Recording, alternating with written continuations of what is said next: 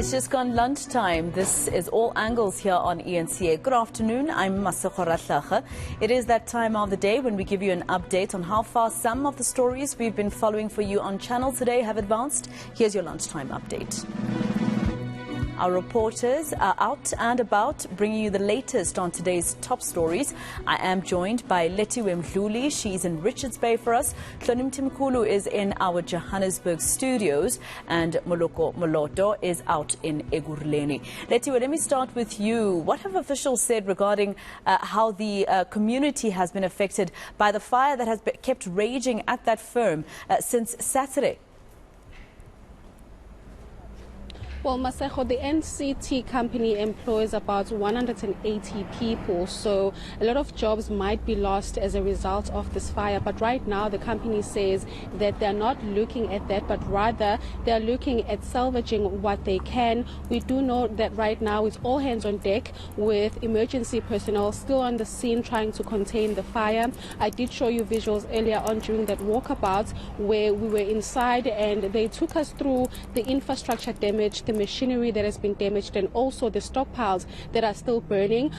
From my left-hand side, you can see exactly what is currently taking place. These stockpiles, we do understand that there's 3 stockpiles that are still burning since Saturday, and right now the teams on the ground are trying to contain that. There's air operations that are taking place where aircrafts are basically dropping chemicals onto the stockpiles, making sure that the fire is contained and it doesn't spread any further. There are neighboring companies that do store some very dangerous chemicals, and what they're trying to do is to stop that from happening. Basically, we did speak to the general manager a bit earlier on, Danny Kanusin, speaking to him about the damages that have been experienced here. He is saying that they are amounting the damages to billions, but at the moment they are still counting. They are also saying that there are investigations currently taking place looking into what actually started the fire on Saturday. But speaking to him about the impact on businesses in the Zululand district and what plans they have put in place to make sure that the loss is not a big one, this is what Danny Kanusin had to say. The greater Zululand area is going to cry and feel the pain for a while from a forestry sector point of view, because they don't have a market to take their timber to. So we're mindful of that, and our commercial teams are looking for alternative markets where we can move timber to try and compensate for that. From a loss point of view, it's a multi-billion rand loss what you see there. The revenue alone from those stockpiles it probably runs into 2 billion rand at least, and then there's the infrastructure we've lost and the lost opportunities as well. That again is like we're not starting to. That sits at the back of our mind, but we're not calculating that right now. All our efforts are on trying to contain what has become an unprecedented forestry disaster here in South Africa. Hloni, let me come to you. I understand NGOs have weighed in on the social grant chaos that happened last month. Thousands of beneficiaries not being able to get their money for many weeks during that technical glitch at Postbank. What are the NGOs saying? Yeah, Masoko, so we know that NGOs like Black Sash and Amandla.mobi have been receiving calls from concerned recipients who hadn't been able to receive their funding for September, and they've been trying to get them in contact with the right officials, either through the WhatsApp line, the phone line, the email addresses that Postbank and the Department of Social Development and SAS have provided for payments of those grants in September. And so they've been dealing with a lot of people on the ground who were not able to receive their funding in September, or only received some of it, or had delayed payments. And they have said that there is a lot of uncertainty at the moment in terms of what will happen in October, given how September played itself out. So they don't know if there will be payments that go forth from tomorrow, and how it will happen. I think there's just a lot of uncertainty, and there's a lot of not knowing what will happen. They hope that things will go as they should. I spoke to Amandla.mobi, and who did point out that, this is not the first time that this happens. And so we have to be mindful of the fact that these sorts of glitches or delays or issues around the payments of social grants, this is not the first time that it happens. I think the scale of it might have been the longest in terms of the payments being delayed or not even happening, but it isn't the first time. And so there is some uncertainty, there is some concern, but let us hear from a campaigner at Amandla.mobi just in terms of what or how they hope that the next few days will play out. I mean, the DSD and SASSA and Postbank says it is over, but we do know that there are still pensioners who did not get paid. So saying it is over will be a bit of a stretch. I think what would be interesting is to see what happens this month with the payments. So right now we are operating on a level of uncertainty and a bit of anxiousness. I do think that they wouldn't want to repeat the same mistakes, but I think what would be more interesting is seeing if people get paid as they should. Pensioners who didn't get paid last month, will they get double the amount of their grant this month, especially with the 10 Rand increases commencing this month? So I think it's just a matter of waiting and seeing. We do have hope that things will go well, but I also do think that there should be some level of accountability for pensioners who still did not get paid for September. Well, I guess we'll have to hear from the grant beneficiaries tomorrow. They are expected to be paid. Moloko, let me come to you. Action SA is calling for an urgent debate on the financial status of the city of Ekurhuleni. The party says the metro's finances are in a state of meltdown. Have you seen the books? Do they balance?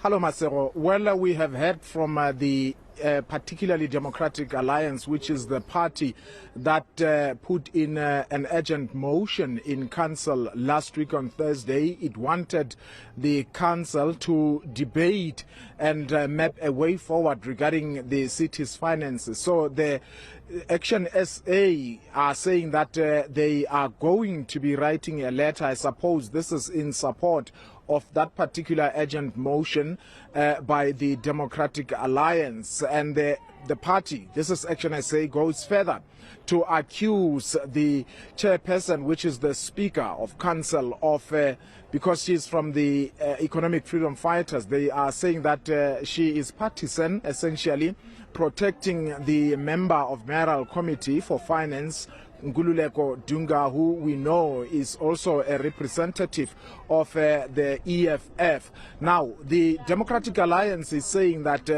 the city of Ekurhuleni owes suppliers about 3 billion rand in total. So they are saying that in the long term is going to affect maintenance, for instance. And obviously, if the suppliers are not getting paid, they will stop providing the essential services that they are currently providing to the city. We heard from the Speaker herself, Ntabiseng Shivenga, who is saying to us like that it's not true that she was partisan. She's saying the reason why last week on Thursday that matter could not be debated, although she's saying that it was accepted or she admitted it, was because in terms of the rules of council, during a single sitting you cannot debate more than one urgent motions, and as a result they had to entertain one that was about the former councillor who had passed, and as council they had to approve the civic funeral for that departed councillor. And as a result she also felt that they did not have enough time to give to the MMC so that he can respond meaningfully and truthfully. He needed to prepare. So as a result, she's saying they are going to be calling a special council meeting before the 20th of October where they will discuss in depth issues involving this municipality. In general, she accepts that things are not looking good. But let's listen to this particular clip. Well, I doubt that can be true. In our role as the Speaker, we exercise the utmost independence and impartiality. There was no point where we were partisan in terms of that. The motion that was submitted by the DA is what we call an urgent motion, which is submitted in terms of Rule 90 of the Standing Order bylaws. So in this case, unfortunately, we had another urgent motion that was submitted before the motion of the DA, and that motion was a motion of a bereaved former councillor, Alderman Siboza. So what happens is that when a former councillor who was an alderman passes on, we are obligated as the municipality to confer a civic funeral for that councillor. And in this case, that urgent motion was the one that was given preference, because Rule 90, Section 6 also indicates that we may only as council debate one urgent issue per council sitting. So there was no point where we were partisans. We're just simply applying the rules as they are given to us. The situation is dire. As we're speaking, at the end of June, we're literally sitting at 4 days, which is 438 million rand of cash in our bank. By the National Treasury norm, the city must have 30 days cash in the bank. All right, that was your eNCA lunchtime update from all angles with reporters Moloko, Moloto, Hloni, Mtimkulu and Lethiwe Mdluli. Thank you, team. Let's leave it there for now.